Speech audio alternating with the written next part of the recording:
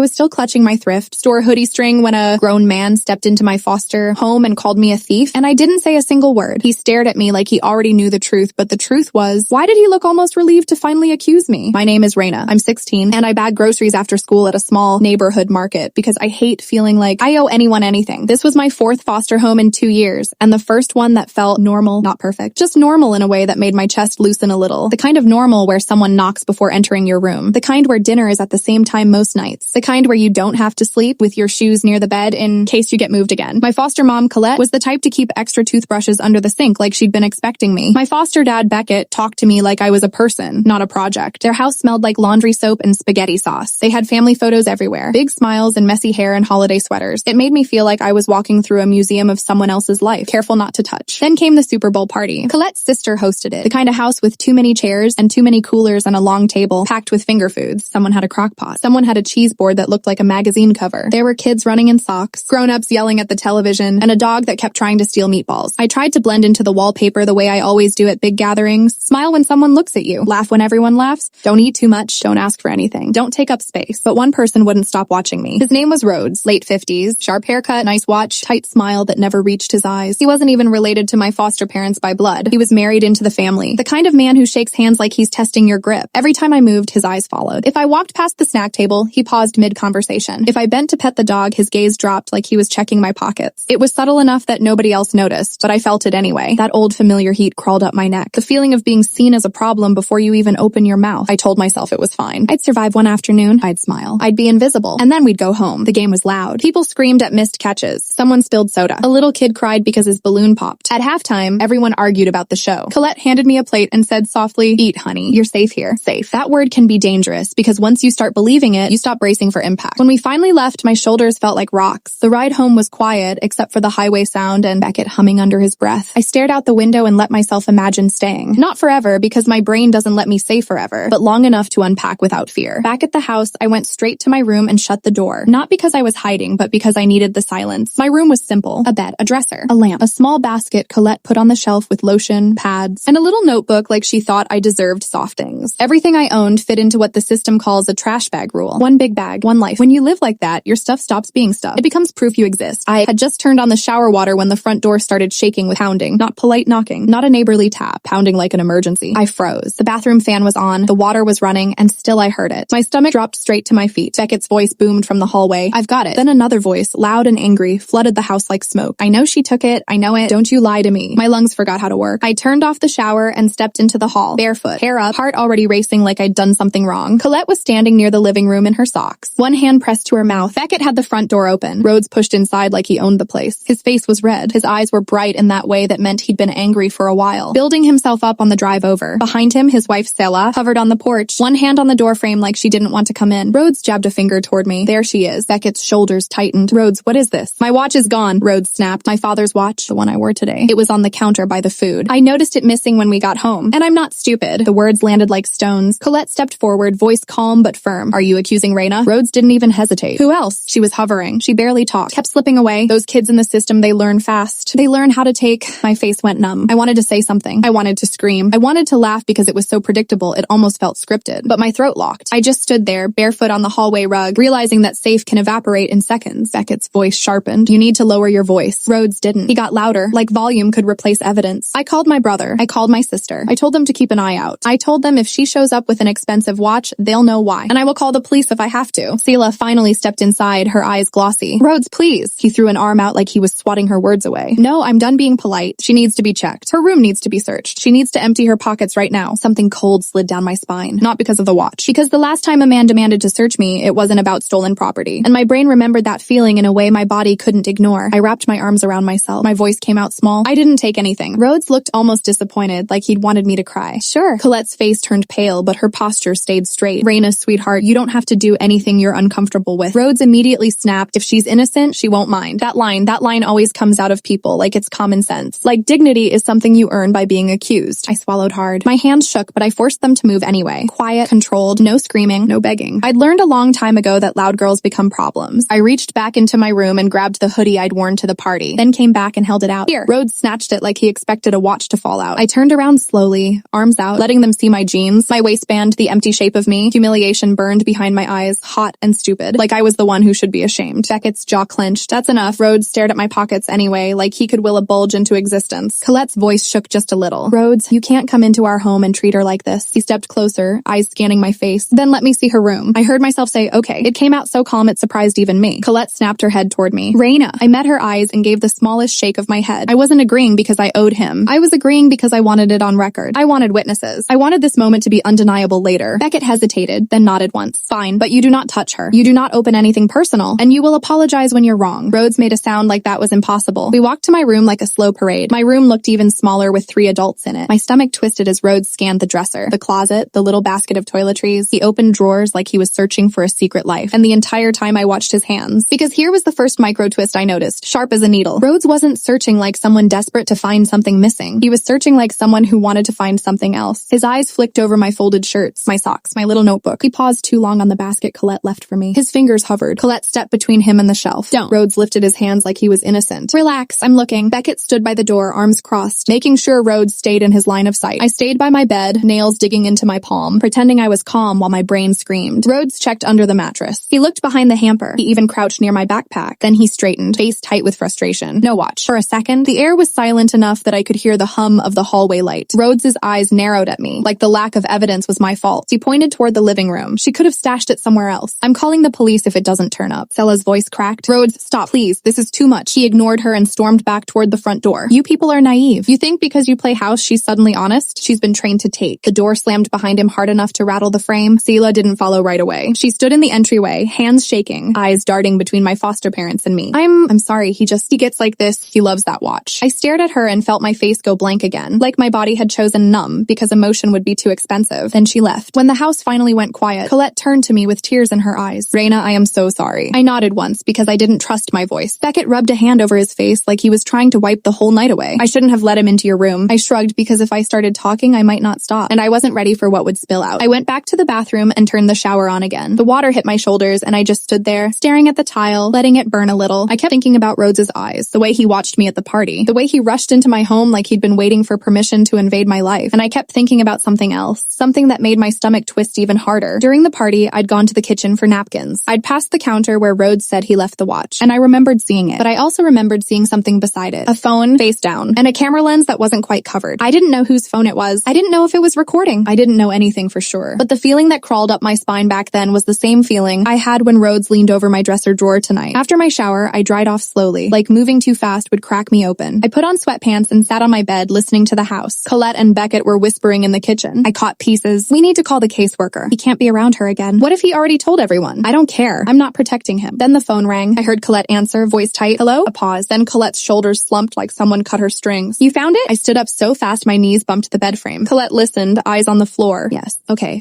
Thank you for calling. She hung up, turned, and looked at me with an expression I'd never forget. Guilt, anger, fear. It was under their dresser, she said softly. Stella found it. My mouth tasted like metal. Beckett swore under his breath. That son of a... Colette took a step toward me, hands open like she wanted to fix it with her palms. Honey, you were telling the truth. You were. And I'm so sorry we let him do that to you. I nodded again, but my chest felt hollow because it wasn't just about the watch. It was about how fast everyone let the worst version of me become believable. Even here. Even in the first place that smelled like laundry soap and spaghetti sauce. My phone buzzed on my bed. A message from an unknown number popped up. It was a screenshot. A family group chat. Rhodes had posted, I knew she took it. She's the foster girl. Watch your stuff around her. I stared at it until my eyes blurred and something inside me went completely still. Quick real life pause. When I'm editing these late at night, I get tired. And your comments are what keep me going. Hit like, subscribe, and tell me your city, state, or country. Alright, now let me take you back. I walked out of my room with the screenshot open on my screen, and Beckett took one look at my face and said quietly, show me. I handed him the phone. He read it once, then again. Colette leaned in and covered her mouth with both hands like she might throw up. Beckett's voice was low, controlled, the kind of calm that comes right before a storm. How many people are in that group? I whispered, I don't know, but it's the whole family, I think. Colette's eyes filled with tears, but her voice went sharp. He did this on purpose. Beckett looked at me like he was making a promise. He's going to undo it. Every single word. In front of you. My heart thudded painfully because I wasn't thinking about forgiveness anymore. I was thinking about proof. I was thinking about timing. I was thinking about how to make a grown man apologize without me, raising my voice even once. And right as Beckett reached for his phone to call Rhodes back, there was another knock at the front door. Not pounding this time. Slow, careful. Like someone who was suddenly afraid of what they'd started. The knock came again, softer than before. Like whoever stood on the porch suddenly remembered this was not their house. Beckett held up one finger, the universal weight. His other hand was still hovering over his phone, thumb ready to hit call. Colette was beside him, eyes wet but sharp, like she'd turned all her fear into focus. I stayed a few steps back in the hallway, barefoot again. reason. Because I couldn't make myself go put shoes on. Shoes felt like leaving. Shoes felt like being ready to run. Beckett opened the door just a crack. Selah stood there alone. Her hair was pulled into a messy knot and her mascara looked smudged, like she'd cried in the car. She was clutching a small jewelry box in one hand, the kind you'd keep something precious in. With her other hand, she pressed her palm to her chest like she was trying to hold her heart in place. "I'm sorry," she whispered. "I know you don't want to see us. I know. But Rhodes is in the car and he wouldn't come up. He's embarrassed." And I told him embarrassment is nothing compared to what he did to her. Beckett didn't move. "Why are you here, Selah?" She looked past him and found me, and her face crumpled. "Because he already did damage and he's not allowed to just walk away. I came to bring the watch and to ask what you want us to do. Because if you tell me to call the caseworker myself, I will." The jewelry box trembled slightly in her hand. Colette stepped forward, voice controlled. "Give it to me." Selah handed it over quickly, like it burned her. Colette opened it, and I saw the watch sitting there, innocent and shiny, like it hadn't just wrecked my night. The sight made my stomach twist. I wanted to hate the object, but it wasn't the watch. It was the way a watch had been enough to make me guilty in a room full of adults. Selah swallowed hard. "It was under the dresser in our bedroom. Rhodes was sure it had to be in her things. He was so sure. He said,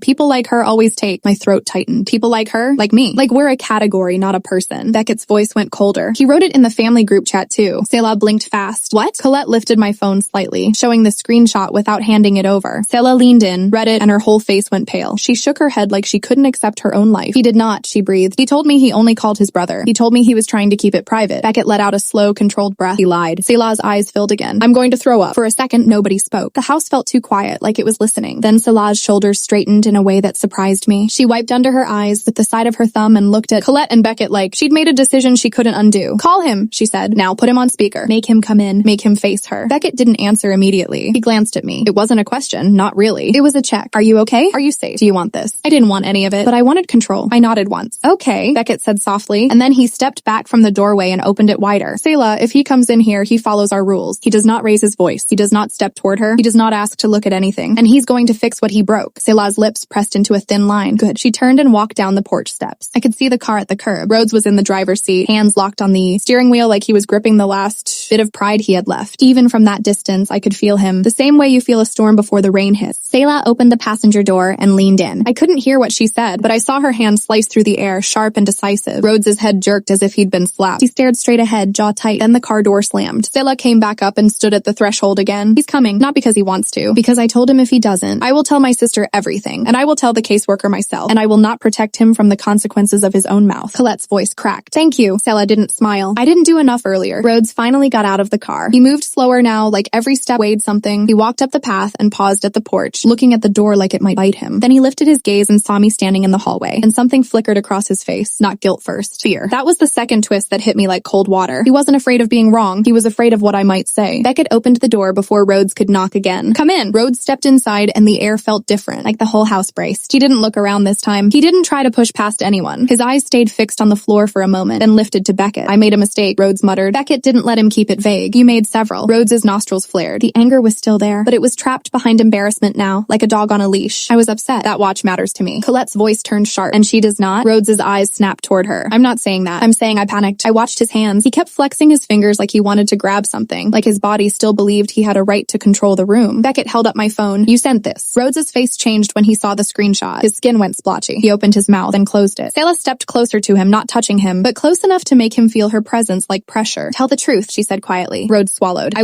was warning people." "About what?" Beckett asked. Rhodes' jaw tightened. "About being careful." Colette took a step toward him, and I felt something protective in her movement, like she was placing herself between me and an old threat. "You weren't being careful. You were being cruel." Rhodes finally looked at me. His eyes were red-rimmed, and for a split second, he looked almost confused, like he couldn't understand why the world wasn't bending to his certainty anymore. "I didn't know," he said quieter. I kept my face blank. I didn't give him the relief of my tears. Beckett's voice stayed calm, which somehow made it heavier. "You didn't know, so you decided. You decided she was guilty. You came into our home and demanded to search her. You told people she stole from you. You wrote it down and sent it to a whole group. And you did it all without proof." Rhodes's lips pressed tight. The watch was gone. Selah's voice cracked like a whip. "The watch was under our dresser." "Under our dresser, Rhodes. The place you didn't check because you were too busy racing over here." Rhodes flinched. Beckett held his phone out, screen glowing. "You're going to call everyone you messaged. Right now, in front of her. And you're going to correct it with the same energy you accused her. No half apology. No, sorry. You're going to say you were wrong." Rhodes stared at him like Beckett had just spoken a foreign language. "That's humiliating." Beckett's eyes went hard. "Good." Silence dropped between them. For a moment, I thought Rhodes might refuse. I thought he might turn it into a fight. My body tensed, ready for the familiar pattern, the adult tantrum, the blame, the storm. But then Selah did something small and devastating. She looked at Rhodes and her voice went soft. "If you don't fix this, I don't know if I can stay married to you." Rhodes's face strained. That was the third twist. quiet but sharp. Whatever else he was, whatever mess lived inside him, he cared about that. He cared about losing her. And that meant he understood consequences. He had just never bothered to apply them to me. Rhodes pulled his phone from his pocket with shaking hands. Beckett gestured toward the dining table. Sit. Rhodes sat like a kid being sent to the principal's office. Beckett pulled a chair opposite him and placed my phone on the table too, like evidence. Colette sat beside Beckett, hands clasped so tightly her knuckles went white. Selah stood behind Rhodes, arms crossed, face set like stone. I stayed standing near the doorway because sitting felt too vulnerable. Standing meant I could move if I needed to. Beckett nodded at Rhodes's phone. Start with the group chat. Rhodes' thumb hovered over the screen. He swallowed hard. Then he hit speaker. A cheerful voice answered almost immediately. Hey, what's up? You find it? Rhodes's voice came out strained. Yeah, I found it. Oh, good. So she did bring it back? Rhodes flinched like he'd been punched. He glanced at me and I didn't look away. I didn't glare. I didn't beg. I just existed, calm and quiet, and I let him sit in the discomfort of what he'd created. No, Rhodes said hoarsely. She didn't take it. I accused her without proof. The watch was under my dresser. I was wrong. I'm calling to correct what I said. I'm sorry. The voice on the phone went silent for a beat, then colder. You went into that kid's room? Rhodes's shoulders hunched. Yes. Rhodes? The voice snapped. What is wrong with you? Beckett didn't smile. He just nodded once at Rhodes like, keep going. Rhodes hung up and scrolled. Call after call, the same pattern. Some people sounded relieved. Some sounded angry. Some sounded disgusted. A few asked if I was okay. One person said, flat and sharp, you better not be around that girl again. Rhodes's face got more wrecked with each call. Like every apology, peeled off another layer of his confidence and left the raw truth underneath. And I watched him quietly, not because I enjoyed his pain, because I needed my name put back where it belonged, not in his story, in mine. After a while, Rhodes's voice started cracking, like his throat couldn't handle the weight of all the wrong words he'd thrown so easily before. He wiped his face once with the back of his hand, fast, embarrassed by his own emotion. Colette's eyes kept flicking toward me, like she was terrified I'd disappear. Beckett didn't let Rhodes speed through it. If Rhodes tried to shorten an apology, Beckett would tap the table lightly and say it clearly. I started to feel something strange in my chest, something I wasn't used to feeling in a room full of adults. Power. Not loud power, not shouting power, quiet power, the kind that comes when you don't have to fight to be believed because someone else is holding the line for you. Rhodes finished another call, then stared down at his phone like it was a weapon. He'd finally realized he could hurt people with. He cleared his throat. That's everyone. Beckett didn't move. Now apologize to her. Rhodes's head lifted slowly. His eyes met mine, and for the first time since yesterday, I didn't see suspicion. I saw something else. A weird, unsettled intensity. Like he wanted to say something more. Something that had been sitting behind his anger all along, but he didn't. He swallowed. Raina, I'm sorry. I shouldn't have accused you. I shouldn't have come into your home like that. I shouldn't have told people those things about you. You didn't deserve it. I listened to every word, and I didn't rush to forgive. Forgiveness felt like something people demanded from kids to make adults comfortable again. I kept my voice steady. You made me feel unsafe. Rhodes blinked rapidly. I continued, calm. When you ran around telling people I'm a thief, you didn't just accuse me. You put a label on me that follows me. I already have people who look at me and decide things. I don't need you helping them. Rhodes's mouth opened, then closed again. He nodded once, stiff. I understand, but I wasn't done. And you're not allowed near me again? I said quietly. Not in your house. Not at parties. Not anywhere. If I'm there, you leave. Or I leave. And if anyone asks why, you tell them. Rhodes's face tightened. Selah exhaled slowly behind him like she'd been holding her breath all night. Beckett nodded. That's the rule. Rhodes' voice came out smaller. Okay. Selah stepped forward then and finally spoke to me directly. I am sorry too, she said, and her voice shook. I should have stopped him before he ever came here. I should have checked the bedroom myself. I should have protected you even if he's my husband. I didn't, and I'm sorry. I didn't hug her. I didn't step closer. I just nodded once because I couldn't give affection away like a peace offering. Not yet. Rhodes stood slowly like he was an old man suddenly. We'll go. Beckett walked them to the door. Colette stayed near me, close enough that I could feel her warmth, not touching but present. Rhodes paused at the threshold and glanced back like he wanted one last word. And that's when I noticed something that made my stomach drop. His phone case was slightly open, like a flap hadn't snapped shut. Inside it, I saw a slim card tucked behind the phone, a memory card. My mind flashed back to the kitchen counter at the party. The phone lying face down, the lens not quite covered. My skin went cold. Rhodes met my eyes, and for a second, his expression looked almost trapped, like he realized I'd seen something he hadn't meant for me to see. Then he turned and walked out. The door clicked shut. Colette exhaled shakily. We're making spaghetti, if you want, or we can order something. Whatever you want. I tried to answer, but my mouth felt dry, because my brain wasn't on dinner. My brain was on that memory card, and the uncomfortable question that had been hanging in the air since the very first stare. Why did he look almost relieved to accuse me? I stood there for a second after the door shut, listening to the quiet like it was a sound I didn't trust. Colette moved first. She turned toward the kitchen with that shaky, determined energy adults get when they're trying to fix something with food. Beckett stayed by the door a beat longer, like he was making sure nobody would come pounding back in. I walked to my room and shut my door gently, because even slamming felt like giving Rhodes part of me. Then I sat on the bed and stared at my hands, a memory memory card. My brain kept looping the image like a broken clip. The phone case flap not snapped. The little rectangle tucked inside. The way Rhodes's eyes had gone tight for half a second, like he'd been caught stealing something from me without even touching me. I told myself I was overthinking. I do that. It's a survival skill that turns into a bad habit. You learn to read danger in a shoulder shift, in a tone change, in the way a car door closes. But this time it didn't feel like paranoia. It felt like pattern recognition. I opened my backpack and pulled out the little notebook Colette had given me. The one I barely wrote in because writing made things real. My pen hovered over the page. I wrote one sentence anyway. Rhodes had a memory card in his phone case. Then I stared at it until my throat tightened. I heard a soft knock on my door. Colette's voice came through careful. Sweetheart, can I come in? I didn't say yes right away. Not because I wanted to punish her, because permission is one of the only things I get to control. Okay, I said finally. She opened the door slowly and stepped in. She wasn't holding a plate. She wasn't holding a speech. She just stood there like she didn't want to scare me. Beckett's making spaghetti, she said quietly. But you don't have to come out yet. I just wanted to check on you. I looked at her and felt something in my chest ache, annoying and tender. I saw something, I said. Her face changed instantly, alert. What? I swallowed. At the party. In the kitchen. There was a phone on the counter by the watch. I didn't think anything of it at first, but now I keep thinking about it. And when Rhodes left just now, I saw a memory card in his phone case. Colette's eyes widened. She blinked slowly. A memory card? I nodded, like an extra one, like he swaps them. Colette's skin turned pale. She lowered herself onto the edge of my desk chair like her legs stopped working. Raina, are you saying you think he filmed you? I don't know, I admitted, voice tight. I don't want to accuse without proof.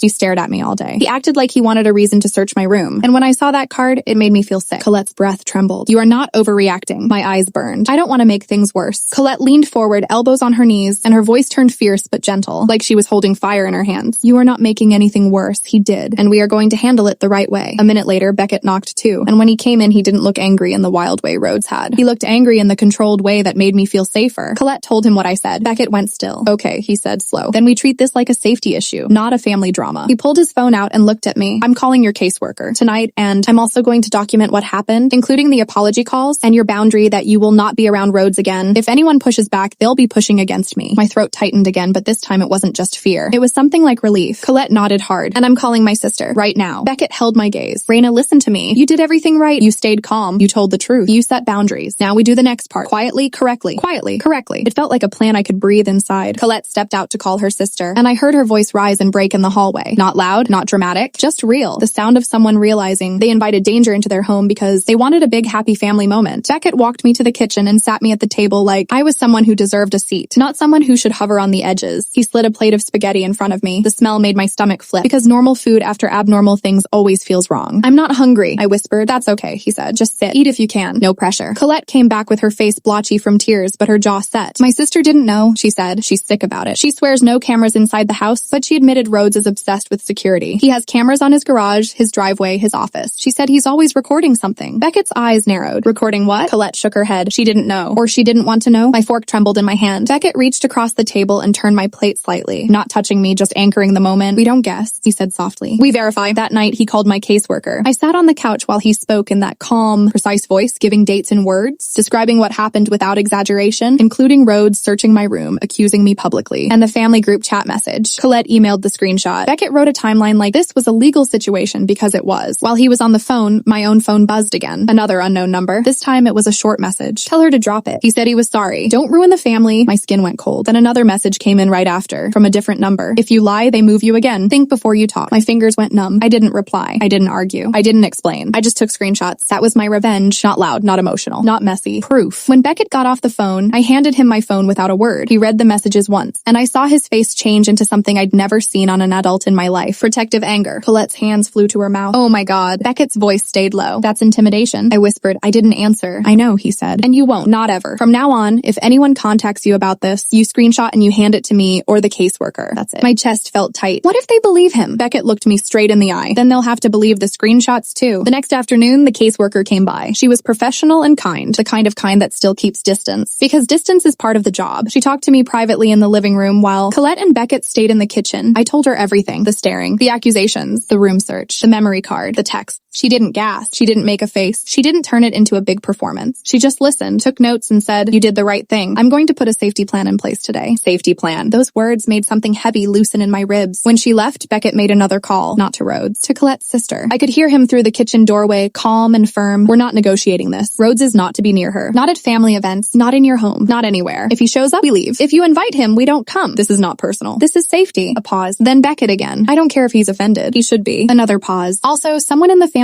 is texting her threats. We have screenshots screenshots? The caseworker has them. If it continues, will involve law enforcement. I'm letting you know, so you can decide what kind of family you want to be. He hung up and exhaled slowly. Colette came to stand beside him, and for a moment, they just held hands like two adults trying to build a wall strong enough to keep a kid safe. That evening, Selah texted Colette asking if she could come by alone. Colette asked me what I wanted. I thought about it for a long second, then I said, yes, but only if Beckett is here. Beckett nodded. I'll be right there. Selah arrived with no jewelry box this time. No dramatic tears. Just a woman who looked like she hadn't slept. She stood in the living room, hands clasped so tightly her fingers were white. I found out something, she said quietly. My stomach sank. Selah looked at me and her voice shook, but she didn't look away. Rhodes has been recording family gatherings for years. He told everyone it's for memories, for security, for laughs. He keeps files on a hard drive. I never liked it, but I let it go because it seemed harmless. My throat felt like it was closing. Selah swallowed. After what happened, I checked the office. I found labeled folders, holidays, birthdays, Super Bowl parties, and in the last folder there were clips. Not of the game, not of the food. Colette went still. Selah's eyes filled. Clips of people changing in the guest room bathroom. He positioned a camera in the hallway mirror. He was catching reflections. I didn't understand what I was seeing at first. Then I saw myself, adjusting my shirt, and I realized my skin turned to ice. Beckett's voice was quiet, but deadly. Did you take it to the police? Selah nodded quickly. Yes, today. I brought the hard drive. I brought the camera. I told them everything. He's not coming near any of you again. My hands started shaking, and I hated it because I wanted to stay calm. But fear doesn't ask permission. Selah looked at me like she wanted to apologize 1,000 times at once. I am so sorry. He used the watch as an excuse. He needed a reason to search your room, to get close, to see what you had. He panicked because he thought you might have noticed the camera. My stomach lurched, so I hadn't imagined it. The question from the beginning, the one that haunted me, finally had an answer. He looked relieved to accuse me because accusation gave him access. Beckett stood up. Thank you for doing the right thing. Selah nodded, tears sliding down her cheeks. I'm filing for divorce. And I'm getting a restraining order. I can't undo what he did, but I will not protect him anymore. Colette moved toward me carefully like she didn't want to spook an injured animal. Raina, she whispered. You're safe. I stared at the carpet and tried to breathe. Safe. This time, the word didn't feel like a trap. A few weeks later, everything changed in quiet ways. Family gatherings stopped, including Rhodes. The texts stopped. The caseworker checked in more. Colette put a small lock on my bedroom door and gave me the key. Not because she thought I needed to hide, but because she wanted me to feel control. One night, I unpacked more than I ever had before. I took clothes out of my bag and put them in the dresser like I planned to stay long enough to need drawers. Colette walked by and paused in the doorway. You're unpacking, she said softly. I shrugged, pretending it didn't matter, but it did. Weeks after that, Selah sent a message through Colette, not to me directly. She said the police found more footage, enough to charge him, enough that he couldn't talk his way out of it. Colette asked me if I wanted to know the details. I said no, some things don't belong in my head. Then on a random Tuesday, I came home from school and found a framed photo on the entryway table. It was a picture of me holding a fork at the spaghetti dinner, looking half annoyed, half amused, caught in the middle of an eye roll. Under it, Beckett had written in neat black marker on a small card, not a problem, not a guest, family. My throat tightened so hard it hurt. I went to my room and locked the door, not because I was afraid, but because I needed privacy for the first time in my life to feel something good. I sat on the floor with my back against the bed and let the tears come, quiet and messy, the kind you don't have when you're surviving. And the strangest part was this. My revenge wasn't ruining him. My revenge was staying, living, unpacking, being believed. Because the last time Rhodes tried to turn me into a thief, I didn't scream. I just kept receipts, told the truth to the right people, and watched his lies collapse under their own weight. And I will never forget the moment my foster dad looked at a grown man and chose me, without hesitation, because that was the first time in my life I realized I wasn't something people could take from. I was someone they had to answer to. Discussion section. All right, real talk for a second. What happened here isn't just about one man being awful. It's about how easy it is for people to accept a story that already fits their bias. When you've been labeled before, people don't wait for proof. They just wait for a reason. And that's why quiet responses matter. Not because silence is weakness, but because silence gives you space to think, to document, to choose the right door to knock on. A lot of manipulators want a scene. They want you to explode so they can point and say, see, this is who you are. But when you stay calm, they get overconfident. They start sending messages they shouldn't send. They start repeating the lie where it can be screenshot. They start building a case against themselves. The hardest part is accepting you don't have to convince everyone. You only need the right person, the one with authority, the one who can change the outcome. And if you're listening to this and you've ever been accused of something you didn't do, or you felt unsafe because someone used blame as a way to get access to you, please hear this. You are not dramatic for noticing. You are not difficult for having boundaries. And you are not responsible for making grown adults comfortable after they hurt you.